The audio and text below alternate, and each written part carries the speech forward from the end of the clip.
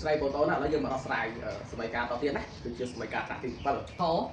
ដោះស្រាយសមីការ5ដក 2x ដក1លើ4ស្មើនឹង x បូក2លើ3អានេះលេខ5ម្នាក់ឯងបានតែពីបាយ1អានេះពីបាយ4អានេះពីបាយ3អញ្ចឹងពីបាយ4គឺ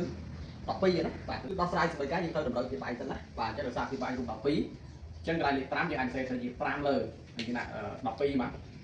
អញ្ចឹងបាទក្រោមគុណ12ឥឡូវយើងដាក់12យើងដែរមក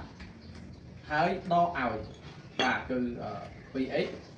ដក1លើ4អញ្ចឹង4ដើម្បីបាន12យើងត្រូវគុណនឹង3បាទអញ្ចឹងបើអាក្រោមគុណ3ឥឡូវយើងគុណ3ដែរមកបាទអញ្ចឹងណាស្មើនឹង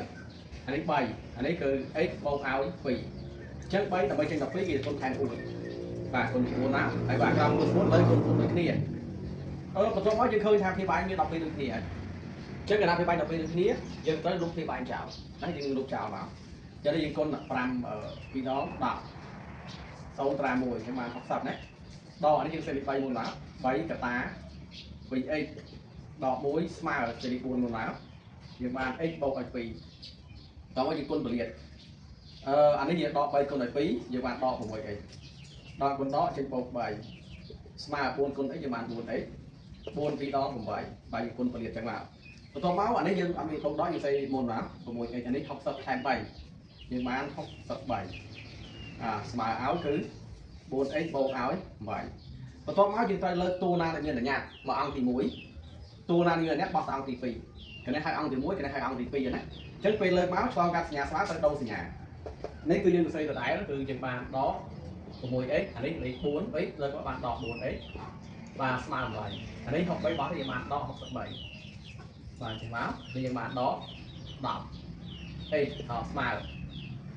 អានោះយើងបាន63បាទ63ដក8យើងដកមក63ដក8បាទសល់55យើងដកនេះវានៅសល់5នេះ13ដក8សល់5ប្រាទៅ1អញ្ចឹងនៅសល់55អញ្ចឹងសល់ដក55ណា